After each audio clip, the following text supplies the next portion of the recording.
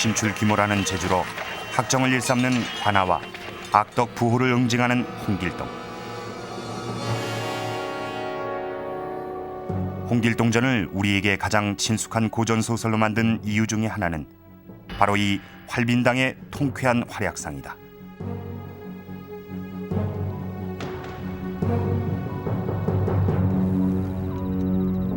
그런데 홍길동전이 지어진 지 300여 년 후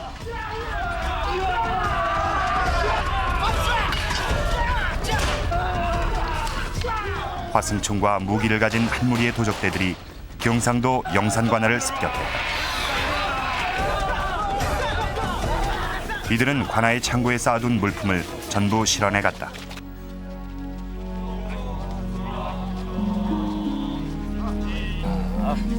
그리고 마치 소설 홍길동전에 나오는 활빈당처럼 이웃의 가난한 백성들을 불러 모아 탈취한 곡식과 돈을 나누어 주었다. 뿐만 아니라 이들은 이름도 활빈당이라 칭하고 있었다.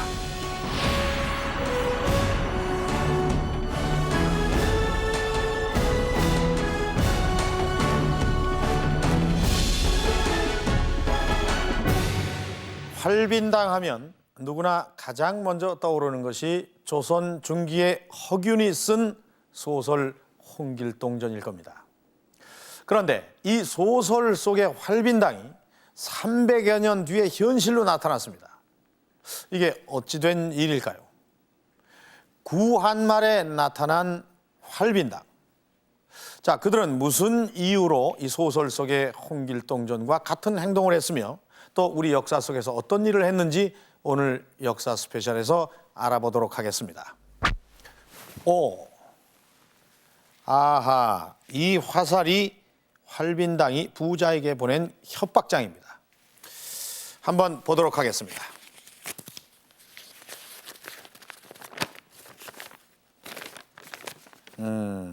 가렛제로 오라. 금월 25일 복령 명심불망. 금월 25일. 이 편지가 보내진 것은 1903년입니다.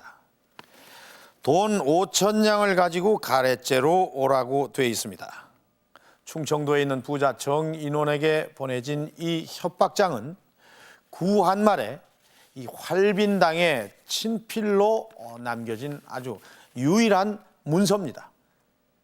자, 이 구한말에 남겨진 활빈당의 이 문서를 가지고 이 활빈당의 실체에 접근을 해보도록 하겠습니다. 홍길동전에 관한 연구를 계속해오고 있던 김일근 교수는 몇 해 전 우연히 활빈당의 협박장을 입수해 소중히 보관해오고 있다.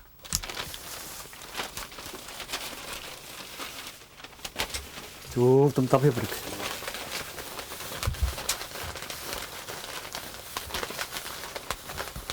고 서점에서 구입한 책 속에 우연히 끼어 있었던 협박장은 모두 5장이었다. 여기 발령장입니까? 네.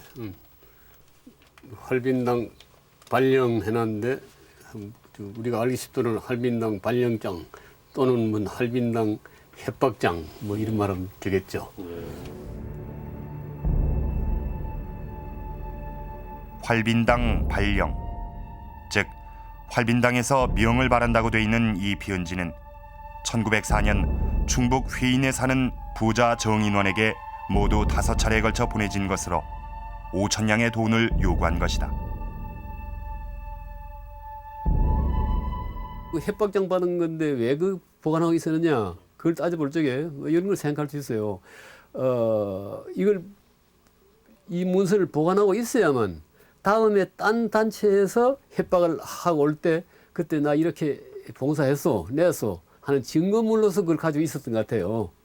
그러다가 이제 그 전해 내려오다가 요 근래에 흘러나왔는데 이 놀란 것은 관변 단체에서 나온 활빈당 관계 문헌 같은 건 지금 그 전부터 있었습니다.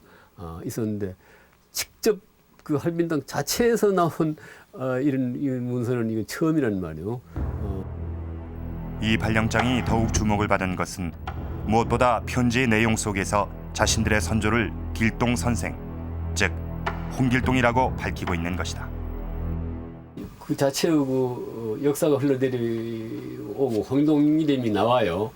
그래서 홍길동 이름이 이제 나온 때문에 이게 또 홍길동전하고 이제 또 이 관련이 되는 거죠. 발령장의 내용은 활빈당이 5천냥의 돈을 요구했는데 정인원이 300냥밖에 보내지 않자 남은 돈을 요구하며 계속 보낸 것이다.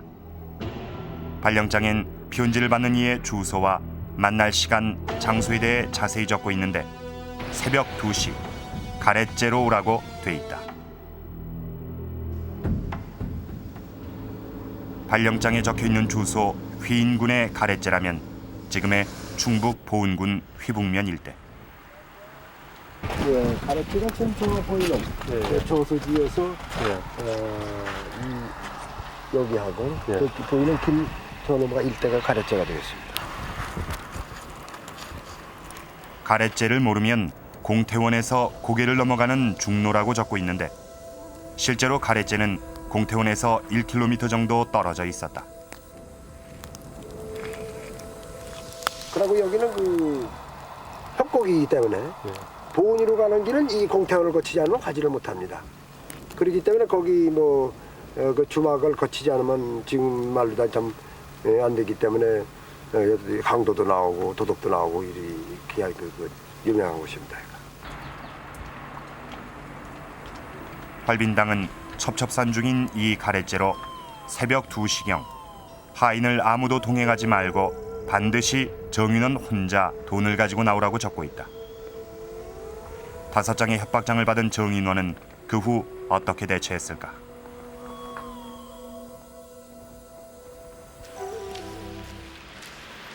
휘북면 사무소에서 정인원을 찾아보기로 했다.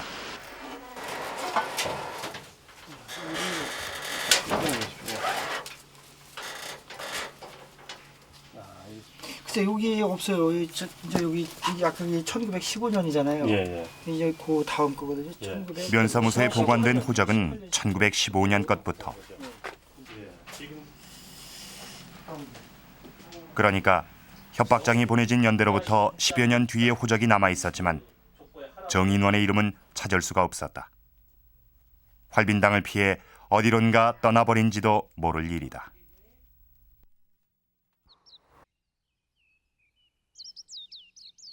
실제로 당시 정인원의 집이 있던 충북 휘인 일대는 활빈당이 자주 출몰했던 곳이다.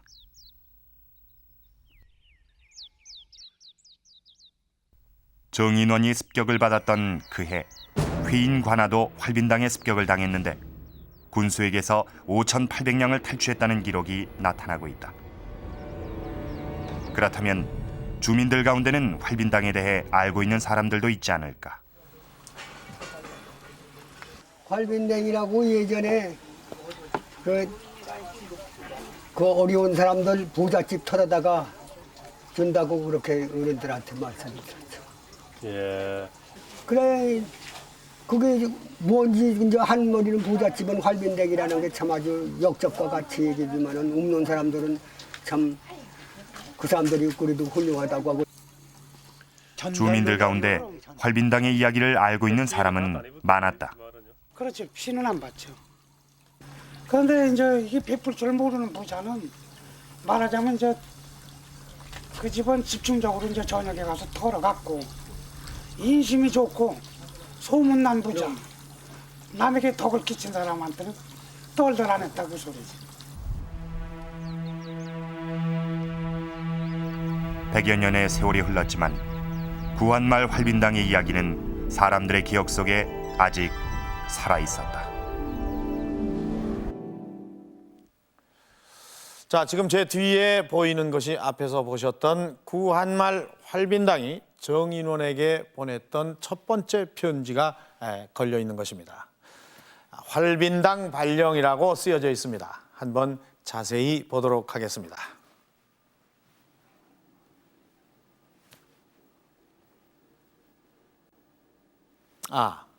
지금 여기에 보면 이 대장소라는 글씨가 있습니다. 이곳은 대장이 있는 곳이라는 뜻입니다. 또 그 밑에 보면 이 맹자가 쓰여져 있죠. 이것은 편지 중간에 나오는 그 대장 맹감역이라는 뜻인 것 같습니다. 그리고 그 밑에는 화살이 그려져 있습니다. 이것은 아마 요즘으로 치면 이 활빈당의 사인인 셈인 것 같은데 참 이 활빈당다운 그런 수결입니다. 자, 이 편지의 첫머리에 보면 우리 난 경기 감악산 이후로 5,772명의 활빈유라고 적고 있습니다. 그러니까 경기 감악산 아래쪽 그 밑에 지방에 있는 활빈당의 숫자가 5,772명이라고 적고 있는 것입니다. 자, 그 다음이 재미있는데요. 옛날 고래 지풍으로 길동선생 이후로 이칠성, 그 후로 난 맹감역이라. 이들은 자신의 시조를 길동선생, 즉 홍길동이라고 밝히고 있는 것입니다. 자, 그리고 이 마지막 부분에 보면 우리도 막비구군이요 천하를 얻은 후에 이 허물을 면할사. 우리가 하는 일이 모두 국군과 관계가 되는 일이니 허물어진 국군을 바로잡고 천하를 얻은 후에는 오늘 행한 허물을 면할 수 있지 않겠는가? 글쎄요. 구한말의 활빈당. 도대체 그들은 어떤 사람들이었길래 도적질을 하면서 국군을 걱정하고 또 천하를 얻겠다는 무서운 포부를 밝히고 있는 것일까요?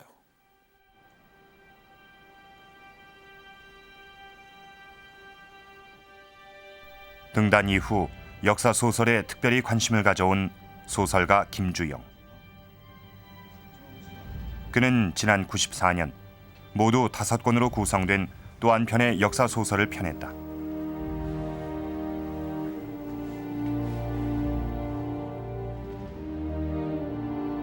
구한말 실제 활동을 했던 활빈당의 이야기를 다룬 작품 활빈도가 그것이다. 활빈도를 쓰기 위해 김주영 씨가 당시에 활빈당 관련 기록을 모은 자료는 대학노트 20여 권에 달할 정도. 활빈당의 활약상은 이렇게 당시 신문을 비롯해 곳곳에 나타나고 있었다.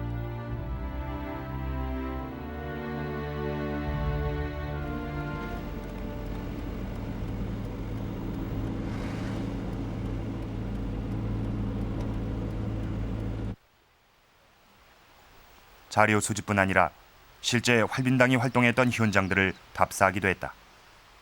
이곳 통도사도 소설을 쓰기 위해 여러 차례 현장 답사를 했던 곳이다. 기록에 의하면 1900년 통도사에 수백 명의 활빈당이 습격을 했다. 백주대낮에 절에 들어온 이들은 마당에 활빈당이란 깃발까지 세우고 음식을 먹고 술을 마시면서 언양성 공격에 대한 회의를 했다고 한다.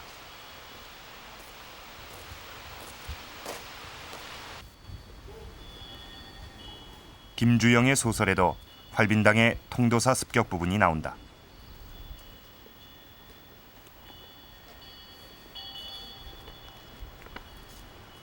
이곳에서 활빈당들이 전체 모임을 갖고 사찰의 재물을 털어 언양장에서 가난한 백성들에게 나눠주는 것으로 묘사했다. 활빈당들이 일단 이 통도사를 접수한 어떤 이유가 있겠죠. 왜냐하면 이 사찰이라는 것이 공권력을 행사하는 그 곳과 상당히 거리가 멀리 떨어져 있습니다.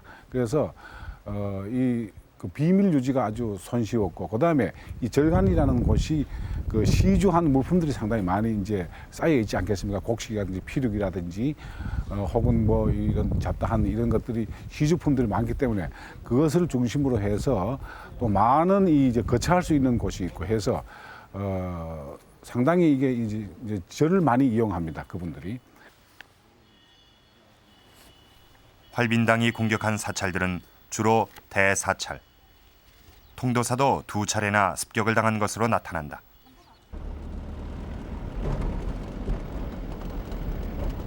통도사를 습격했던 활빈당은 경상우도의 활빈당으로 추측된다. 이들은 1905년 언양장도 습격을 한다. 이게 냉이죠? 냉이고 요거는 그러나 활빈당들은 장터에서는 주로 물건과 돈을 빼앗기보다 전체 모임을 갖거나 뺏은 재물들을 빈민이나 소상인에게 나눠주는 장소로 이용했다. 많은 사람들이 모인 장터에서의 이런 활동은 활빈당의 이미지를 사람들에게 알리는 데 좋은 기회였다.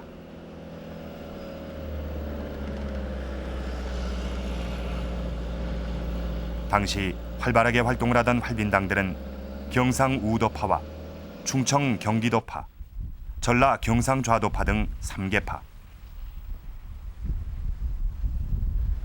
그중 운문영을 중심으로 활동하던 경상좌도 활빈당은 차츰 세력을 경북에까지 넓혀갔다. 경북에서의 활빈당의 활약은 대구 영천의 장을 여러 차례 공격하고 부잣집을 습격하는 것으로 나타난다.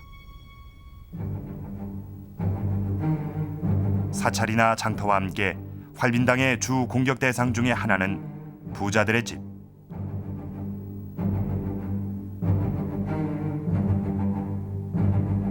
당시 자료에 의하면 경주 지역 부호들의 공격 사례가 많이 나타난다. 같은 집이 여러 차례 습격당하기도 했다.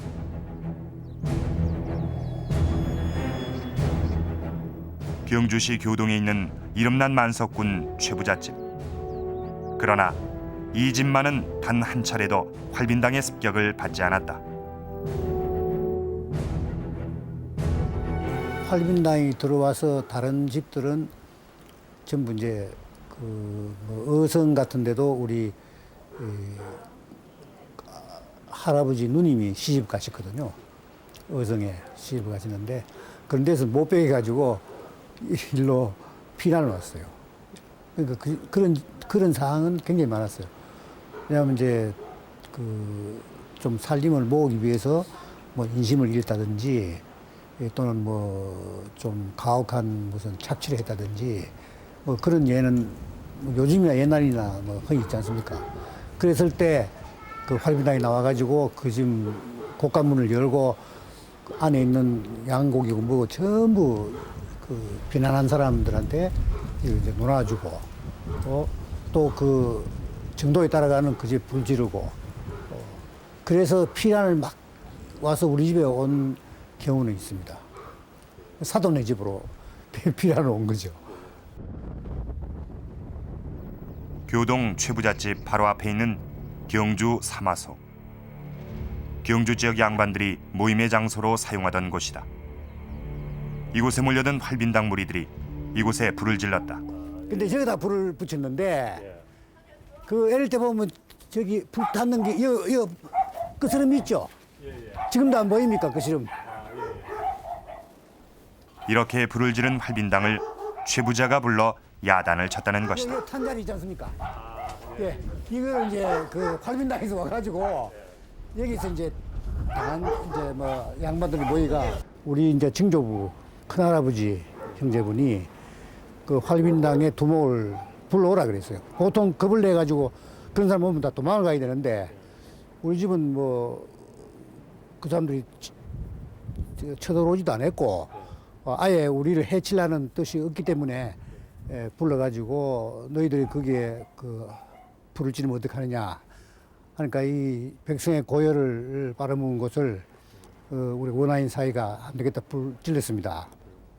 그러니까 우리 증조부께서 사람이 잘못했으면 사람이 미운 거지 그 이 재산이라는 건 전부 나라 재산인데 옛날은 나라라 그런 건 전부 그 개인 게 아니고 전부 임금 거라고 이렇게 다 생각할 때거든요. 나라 건데 너가 그렇게 해야 되느냐. 당장 가서 불을 끄라. 그러니까 그 두목이 거기서 승복을 하고 가서 불을 껐어요. 그러니까 그냥 끄실다가 말았어요. 부자들을 집중적으로 공격하던 활빈당이 어떻게 이 최부잣집만은 전혀 습격하지 않고 오히려 그의 말에 순종했을까? 그것은 이 최부잣집에 전해지고 있는 몇 가지 가훈 때문이다. 그래서 벼슬은 진사 이상은 하지 마라 이래 되어 있습니다. 왜냐하면 진사도 안 하면은 멸시받으니까. 진사는 이제 말하자면 하나의 자격 시험이죠. 어떤 직책을 주는 게 아니고 어떤 자격을 주는 거니까 진사는 하되 그 이상은 표시를 하지 말아라. 그리고 만석 이상 하지 말아라. 그러니까 이제 만석을 안 하려고 하니까 소작들한테 그 수학을 적게 받아야 만석이 안 됩니다. 우리 집에서는 이제 만석을 하지 말라니까 그 다른 지주한테 바치는 것보다도 적게 바치니까 우리한테 이제 대한 우리 집이 부자가 되면 교촌 그 최부자가 부자가 될수록 논을 살수록 자기들 기쁘다는 얘기 되죠. 그 당시의 그 상황으로 봐서는. 이외에도 최부잣집에 전해오는 부호의 철학은 많다. 흉년엔 절대 논을 사지 말 것이며 백리 안에 굶어 죽는 사람이 없도록 하라는 것 등이다. 이렇게 나름대로 도리를 지킬 줄 아는 부자는 활빈당의 공격 대상이 아니었던 것이다.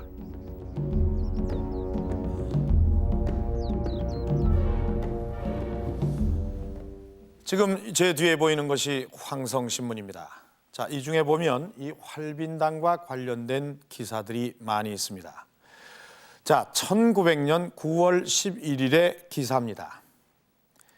활빈당이라고 칭하는 천여 명이 언양 운문산에 근거하여 여러 군으로 다니면서 부민들에게 전곡을 청구하여 빈민들에게 나눠주니 따르는 무례배들이 나날이 늘어나고 있다. 이렇게 적고 있습니다. 당시에 이 활빈당과 관련된 기사들이 신문에 이렇게 자주 실렸던 모양이죠. 예, 활빈당 활동이 가장 왕성했던 시기를 1890년부터 1905년, 약 15년 동안이죠. 이 당시에 독립신문, 황성신문에는 이들의 활동이 연일 기재되고 있었죠. 네. 근데 이들이 한 행동을 보면 사실 따지고 보면 그냥 도적질에 불과한데 이렇게 신문에 자주 게재되고 이런 걸 봐선 뭔가 좀 다른 어떤 기준이 있는 것 같은 그렇게 보입니다. 예, 이들이 공격 대상이 아주 뚜렷했습니다. 악덕 상인, 그리고 사찰, 그리고 이 부정 축제를 하는 관리들, 이분들을 주로 이제 공격해서 재물을 약탈했는데요. 예, 당시에 그 경상 좌도에서 활동하던 활빈당의 행적을 보면요, 일반 행인들, 소상인들, 혹은 부녀자들 이들을 겁탈했거나 재물을 탈취했다는 기사는 전혀 없습니다. 그러니까 이들이 한 행동이 일반 도적대들과는 달리 사회의식을 갖고 있거나 아니면 어떤 철학을 갖고 있는 것이 분명한 것으로 보입니다. 그렇다면 이들이 왜 도적대가 됐을까요? 한마디로 얘기해서 당시 시대 상황이 아주 참혹했습니다. 단적인 예가요, 흰중논이라는 게 있었습니다. 흉년이 들어서 굶지 못해서 이 논밭과 주거 한 그릇을 마주 바꾸었다는 겁니다. 네. 그래서 흰중논이라는 말이 유행하게 된 겁니다. 당시에. 뿐만 아닙니다. 당시에 관리들의 부정부패가 아주 극에 달했습니다. 황성신문에는요, 그것과 관련해서 아주 재미있는 기사가 있습니다. 바로 이것입니다. 이걸 보면은 당시 관직의 매관 매직이 얼마나 성행했다는 것을 단적으로 보여주고 있습니다. 예를 들면 보통 군수직을 받는 데는 10만 냥, 경주 군수는 25만 냥, 울산 군수는 15만 냥, 이렇게 아주 돈이 액수가 정확하게 매겨져 있었을 정도로 매관 매직이 성행했던 것입니다. 그러나 이러한 그 매관 매직에서 오는 금전적 부담은 결국은 국민들에게, 백성들에게 부담이 될 수밖에 없었겠죠. 백성들은 굶어 죽지 않기 위해서 흰죽 한 그릇에 논 한 마지기를 판다라는 말이 나오는 판에 관리들은 몇십만 냥의 자리를 사고 판다. 당시의 시대 상황이 얼마나 어지럽고 혼란스러웠는지 짐작이 갑니다. 자, 그럼 여기서 과연 어떤 사람들이 활빈당이 됐으며 또 이들은 활빈당이 될 수밖에 없었는지 당시의 시대 상황에 대해서 알아보도록 하겠습니다.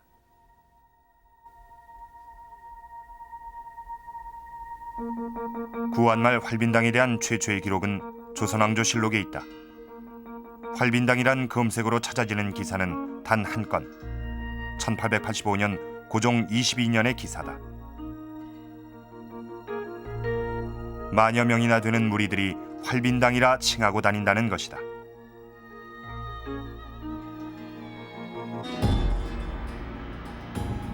구한 말의 재판 기록을 정리한 사법 품보를 봐도 당시 활빈당이 얼마나 활발하게 활동했는지를 짐작할 수 있다.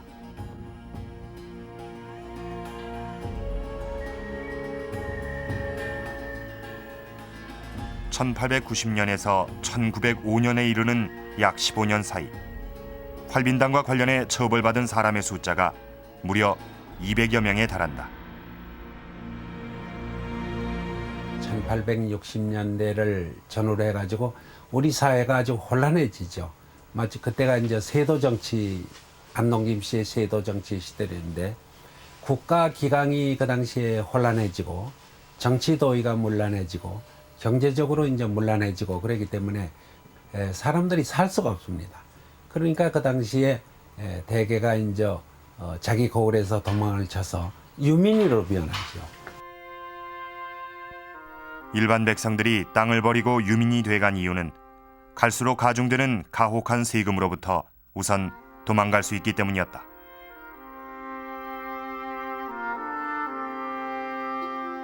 농민들이 토지를 이탈하면은 그 다음에는 걸식하다가 죽는 수밖에 없는 게 그 당시의 어떤 상황이었습니다. 그렇기 때문에 어떤 그 당시 사회에 대한 불만이 극대화되어 있었고, 그야말로 이대로 살아도 언젠간 죽을 목숨, 또는 아니면은 뭐 굶어 죽거나 맞아 죽거나 똑같다는 그런 어떤 극단적인 생각들, 그리고 극단적인 상황들이 있었기 때문에 오히려 활빈당에 투신함으로써 자기들의 어떤 그 사회에 대한 불만을 표출을 하면서, 또는 그 자기들의 생명을 유지하다가 뭐 잡혀서 죽는다 하더라도 어떤 그 미련이 없는 그런 그 양상이라고 봐야 되겠죠.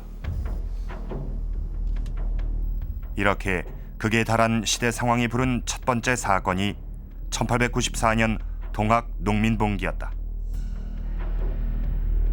그러나 동학 농민봉기는 실패로 끝이 나고 많은 지도자들이 처형을 당했다. 수많은 동학 참가자들은 뿔뿔이 흩어져 갔다. 이런 와중에서 활빈당의 활동은 더욱 본격화되기 시작한 것이다. 개항 이후에 일반 민중들의 저항은 크게 두 가지 형태로 나타난다고 봅니다. 하나는 밀란과 그것이 발전된 1894년의 동학농민봉기이고, 또 하나는 더욱더 몰락한 농민들이 화적으로 되어서 이들이 그 조직을 발전시켜서 만든 활빈당이라고 생각이 됩니다. 따라서 당시의 어떤 민중의 저항 양태가 이같이 둘로 나타난다는 점에서 활빈당은 그 중에 하나를 보여준다는 점에서 의미가 있겠고, 활빈당 활동에서 우리가 주목해 봐야 될 것은 당시 그 몰락한 일반 농민층이 어떤 그 대규모의 어떤 저항 집단을 형성해서 사회 체제에 어떤 전면적으로 이렇게 저항을 했다고 하는 점, 이 점을 주목할 필요가 있겠습니다. 백범일지에 보면 이렇게 조직된 활빈당이 상당히 조직적인 체계를 갖추었음을 알 수 있다. 105인 사건으로 15년형을 선고받고 수감됐던 백범은 옥중에서 삼남 활빈당의 우두머리인 김진사를 만난다.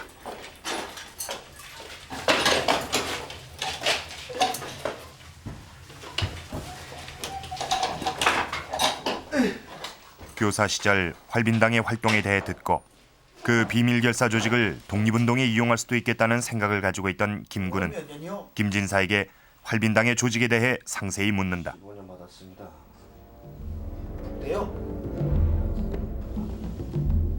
자신이 연전에 곡산군수를 처단한 사람임을 실토한 김진사는 자신들의 조직에 대해 상세한 이야기를 들려준다. 강원도 지역의 목단설, 삼남지방의 추설이라는 양대 조직이 있는데 이들은 1년에 한 차례 대표자 모임인 큰 장을 연다고 한다. 그리고 입회 절차부터가 상당히 까다롭다고 말한다. 당사자를 묶은 뒤 입에 칼을 물리고 체포됐을 시 절대 동료를 발설하지 않겠다는 맹세를 하게 한다는 것이다. 김진사가 털어놓은 입회 절차는 사법fun보에도 그대로 나타난다. 이렇듯 활빈당은 조직의 비밀 유지를 위해 엄격한 입회 절차를 택했던 것이다.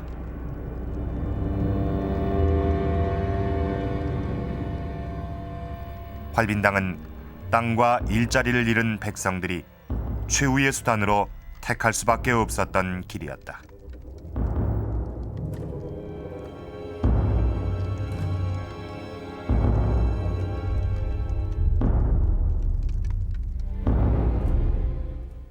여러 사료를 보면 이 활빈당이 상당한 조직 체계를 갖추었을 것으로 추정이 됩니다. 그런데 이 중에서 빠지지 않고 있는 두 인물이 있습니다. 자, 지금 제 뒤에 보면 이 두 장의 사파가 보입니다. 우리 선생님, 그 빠지지 않고 있는 두 인물이 마중군과 맹감령이죠. 예, 그렇습니다. 보면 지금 여기 턱에 수염을 기르고 좀 우락부락하게 생긴 이 인물이 마중군인가요? 마중군, 예. 네. 그렇다면 이쪽에 보이는 이 인물이 맹감력입니다. 자, 이 두 장의 사파는 우리 김주영 선생님께서 소설을 쓰면서 그 소설 안에 삽입을 해서 넣은 것입니다. 자, 그렇다면은 이 두 인물이 이 활빈당의 대장격인 셈인가요? 예, 중심 인물이기도 하죠.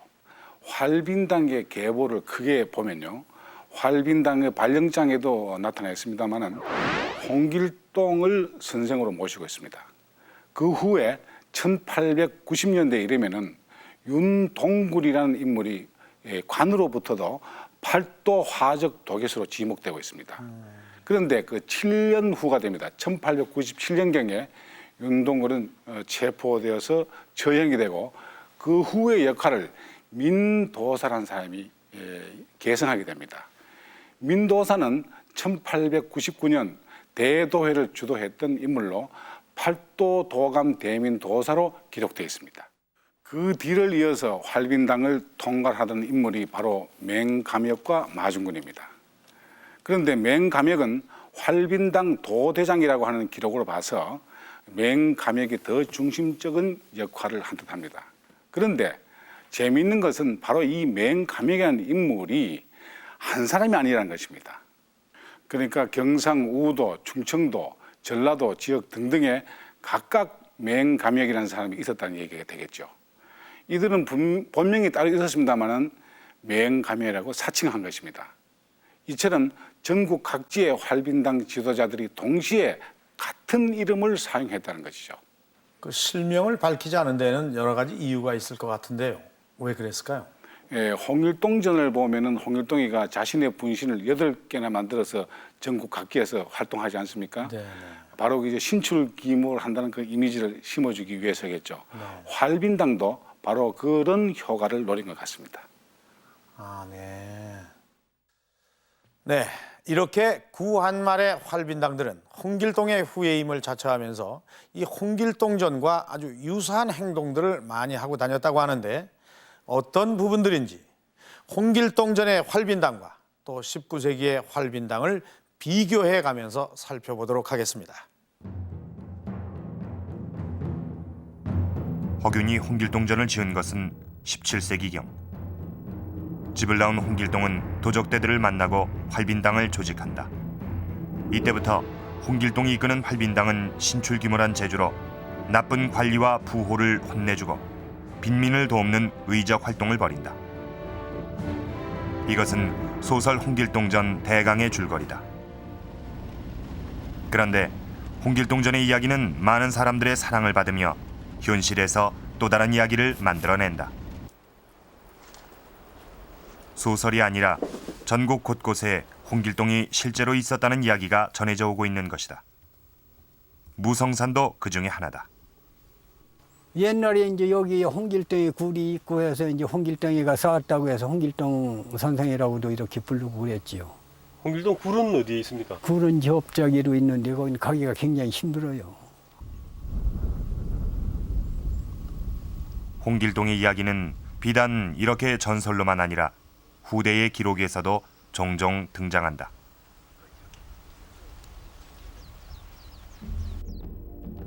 (18세기에) 이익이 쓴 성호 사설을 보면 장사치들이 맹세하는 구절 속에 홍길동이란 이름이 들어있다 라고 적고 있다. 홍길동전이 지어지고 난 100여 년 뒤 이미 홍길동의 이름이 일반 백성들에게 영웅시되고 있었음을 알 수 있다. 홍길동전이 가지고 있는 그 사회성, 반체제적 성격 때문에 어떤 면에서는 좀 검서적인 성격을 가졌다고 봅니다. 그래서 좀 상대적으로 은밀히 전파된 것이 아니겠는가.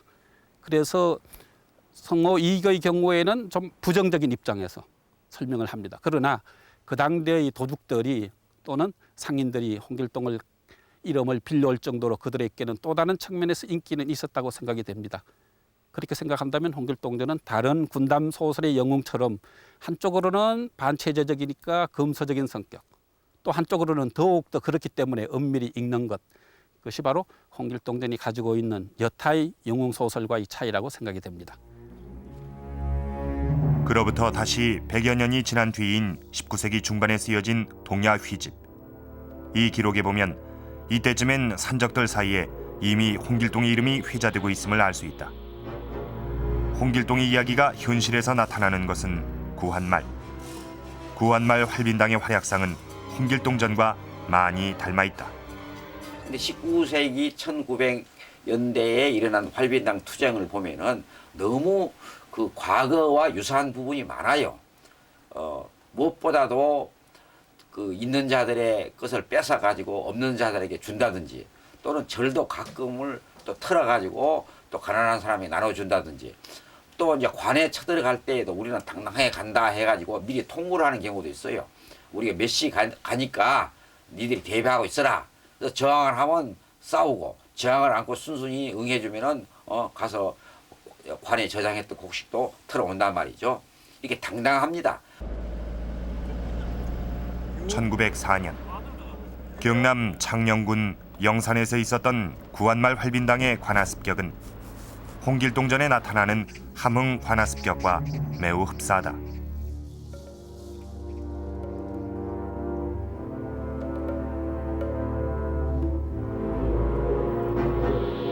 관아를 습격할 때 대장 맹가멱은 홍길동이 그랬던 것처럼 버젓이 가마를 타고 가기도 했다.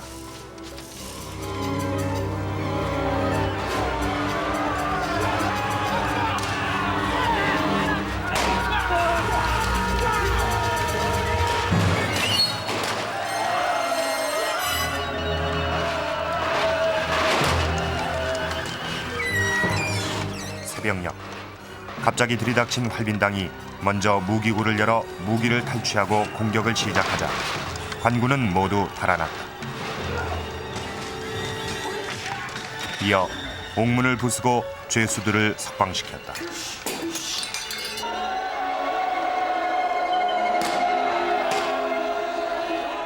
이들은 스스로 활빈당이라 칭하며 그 이름이 새겨진 깃발까지 들고 있었다.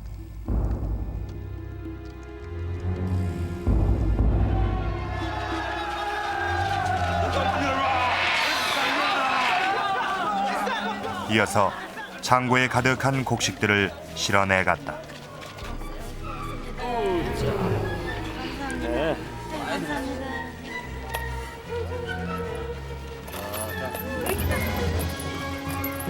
그리고 마을의 가난한 주민들과 떠도는 걸식자들을 불러 모아 탈취한 곡식과 돈을 나누어 주었다.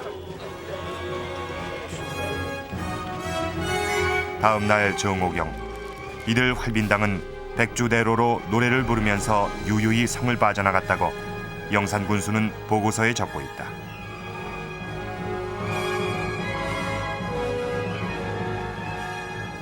이렇게 활빈당이 분급 기민, 즉 가난하고 굶주린 사람들에게 곡식과 돈을 나눠준 기록은 곳곳에 나타난다.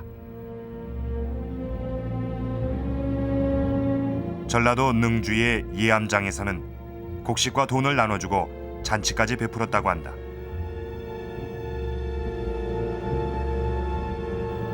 활빈당이 능주장으로 들이닥친 것은 1903년 11월. 맹가멱을 대장으로 한 활빈당들은 먼저 인근 부호들에게 각각 쌀과 조 등 각종 곡식과 돈 기백량씩을 능주 예암장으로 실어오도록 통고를 보낸다. 이때 각처에서 실어온 쌀이 400석, 돈이 2,000냥이었다. 활빈당은 이것을 마을의 가난한 주민들에게 나눠주고 며칠 동안 잔치를 베풀었다.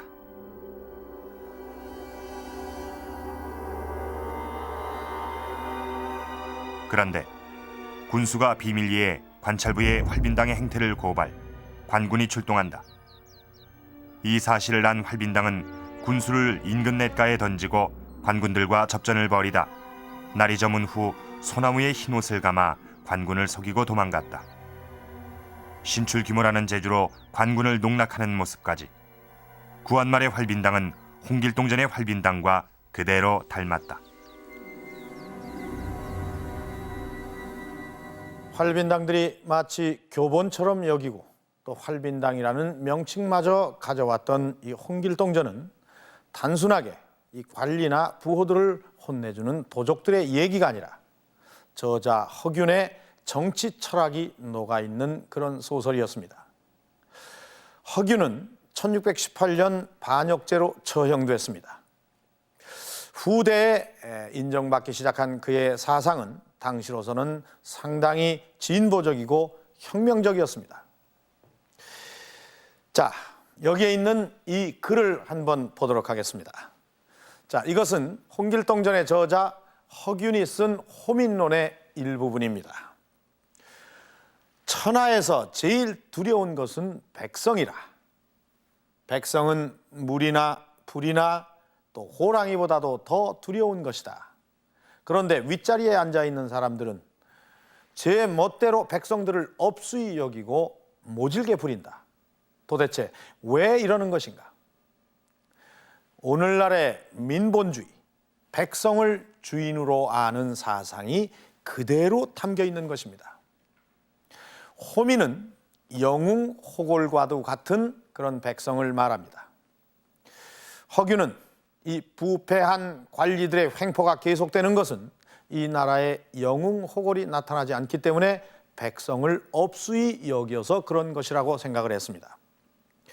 그래서 호민이 나타나서 선동을 하면은 백성들은 창이나 호미를 들고 이 무도한 적을 처치한다고 그렇게 적고 있는 것입니다. 자, 이런 사상을 지녔던 허균이 이 호민으로 내세웠던 것이 바로 홍길동입니다. 홍길동전은 당시로서는 상당히 진보적이고 혁명적인 그런 사상을 지녔기 때문에 이 시대의 모순이 크게 달았던 그 구한말의 분연이 일어선 활빈당들에게 이 책은 바이블과 같이 그렇게 쓰여졌던 것입니다. 자, 그렇다면 시대의 모순을 자각하고 일어선 구한말의 활빈당, 그들을 관에서는 어떻게 했을까요? 과연 그대로 놔두었을까요? 한반도 1897년 우리나라를 다녀간 한 일본인이 당시 상황을 쓴 책이다. 이 책의 저자는 활빈당의 선언서와 강령이 시중에 유포되고 있다고 적고 있다.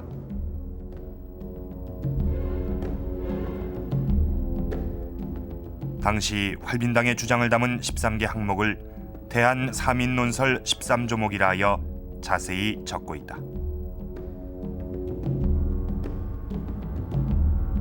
원시적인 그 무슨 사회주의라고 그럴까요? 그런 것이 있고, 그다음에 빈부타파, 그다음에 계급타파 이런 것이 나타나는데, 활빈당이 주장을 한 것을 이제 나중에 동학과 단대 보면은 동학의 이제 폐정개혁안하고 비교를 할 때 굉장히 그 공통점이 많습니다.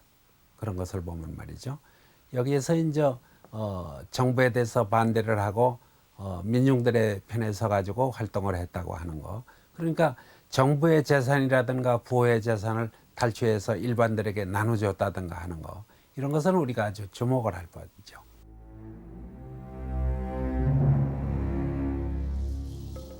사법훈보에 의하면 1899년 4월 송파장에서는 전국 각 지부의 활빈당들이 한자리에 모이는 대도회가 열렸다.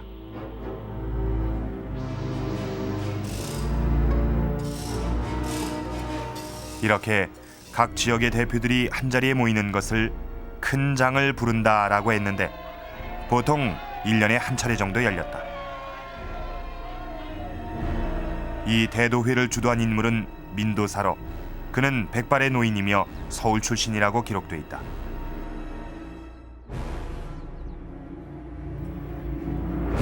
대도회 후에는 항상 인근 부호나 관할을 습격하는 일종의 시위를 했는데 이때는 오미동의 신승재 집에 가서 18,000냥을 탈취했다고 한다.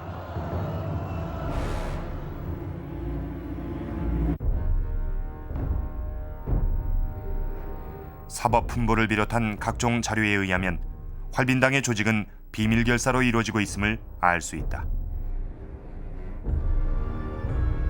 네, 활빈당의 조직은 그 활빈당의 당원이 입당할 때 자기를 이끌어준 사람을 사장이라고 이렇게 부르고 그 사장의 또 사장을 노사장이라고 부르고 또 그 윗 사람을 노노사장이라고 이렇게 부릅니다. 그래서 일종의 종적인 그런 조직으로 확실하게 되어 있습니다. 그러나 횡적으로는 자기의 동료가 정확히 누구인지 그 신원을 서로 알 수 없게끔 이렇게 되어 있습니다. 그래서 종적으로 맺어진 그런 조직이었다, 비밀 결사였다 이렇게 볼 수 있겠습니다.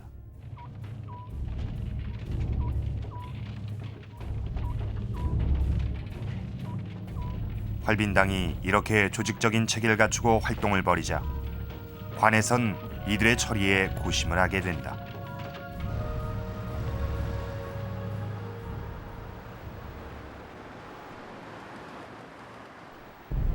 당시 일본 영사관이 본국에 보낸 보고문을 보면 조정에서 활빈당의 처리에 얼마나 고심을 하고 있었는가를 알 수 있는 부분이 있다. 1909년 활빈당의 진압을 위해 고성에 있는 진위대 200~300명을 급파했다는 기록이 그것이다.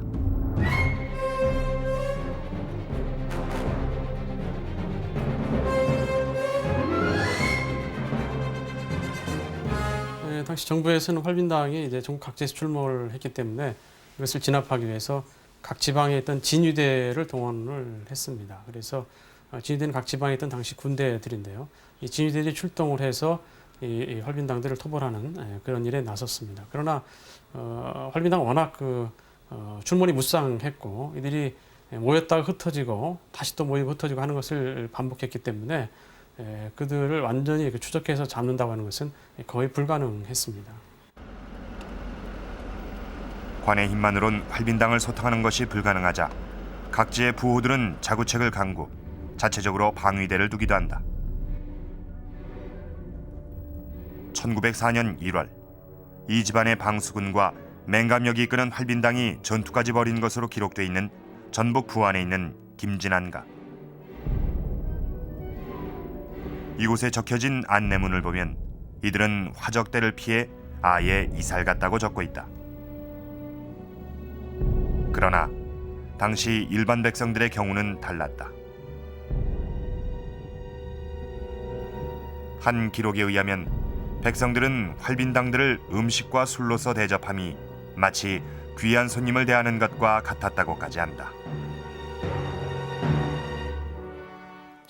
당시 관과 활빈당들의 쫓고 쫓기는 싸움은 아주 치열했습니다. 구한말 이 활빈당과 관련해서 재판을 받은 사람의 기록이 모두 200여 명에 달하는 것만 봐도 당시의 상황을 짐작할 수가 있습니다. 자, 이렇게 관에게 쫓기는 상황에 있으면서도 활빈당들은 자신의 주장을 굽히지 않았습니다. 이 기사는 1903년 3월 19일 황성신문에 실린 활빈당의 항변입니다. 너희가 우리를 화적이라 하느냐? 실제 화적은 관찰이네 수령이네 하는 명색이 다 진화적이다. 너희들이 아무리 재산을 쌓아두어도 필경 보존치 못하고 다 진화적의 주머니만 채울 것이니 차라리 우리 활빈당에게 주어서 기한인들을 구제하게 하는 것이 상책이다. 실제 화적은 관찰이네 수령이네 하는 이들이지 가난한 사람들을 돌보는 자신들은 아니라는 것입니다. 자, 19세기 말에서부터 20세기 초까지 활발하게 활동을 하던 이 활빈당들은 점점 그 침략의 야욕을 드러내는 일본에 의해 새로운 모습을 맞이하게 됩니다. 활빈당의 활동이 가장 치열했던 때가 구한말.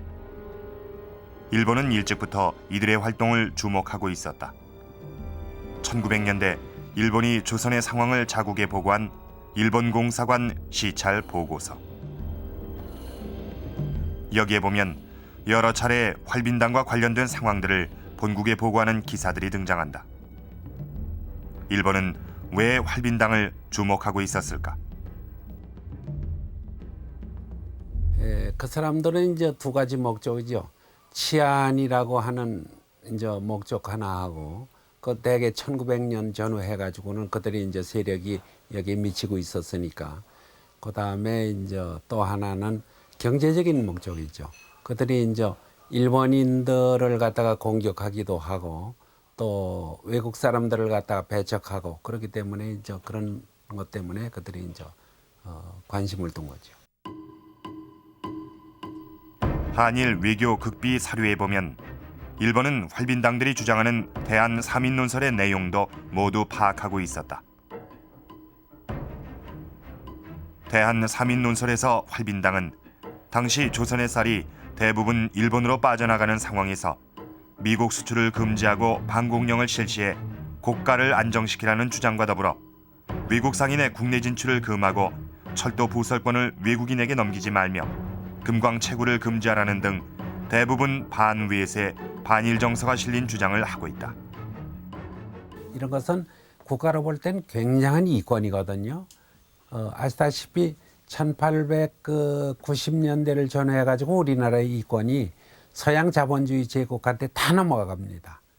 그러니까 금광 하나만 하더라도 운산금광 하나의 그 1년의 채굴량만 하더라도 실질적으로 여러분이 아시는 1907년에 우리가 국제보상운동을 합니다마는 그 당시에 1,300만 원 정도 아닙니까? 운산금광의 1년 채굴하는 그 채굴하는 그 돈 액수가 그거 맞먹습니다. 그러니까 얼마나 큰 이권인가 그걸 알 수가 있죠.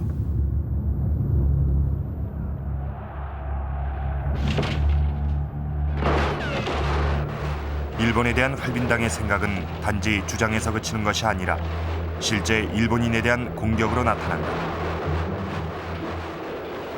일본으로 가는 상선을 집중 공격하는 것을 비롯해 철로부지 선정을 하던 일본인을 공격하거나 기차를 전복시키는 등 다양한 형태로 공격을 한다.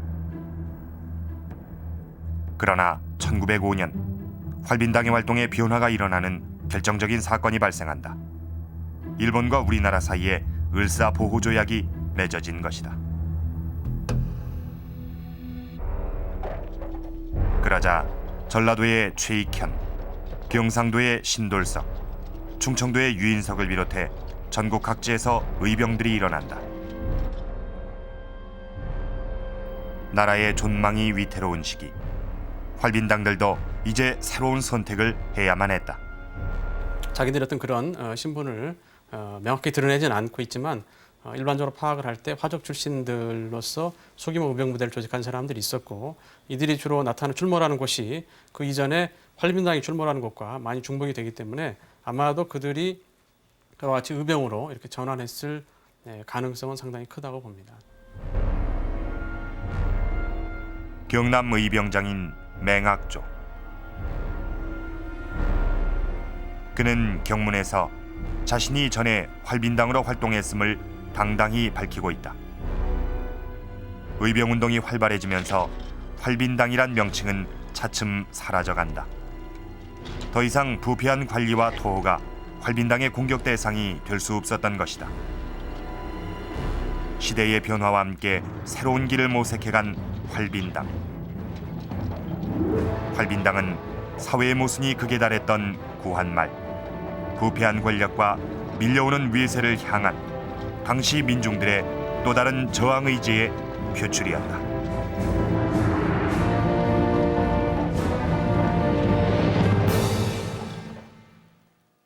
이 활빈당들이 활발하게 활동을 하던 시기는 1894년 동학농민봉기에서부터 1905년에 을사보호조약이 체결되기까지의 그 기간입니다.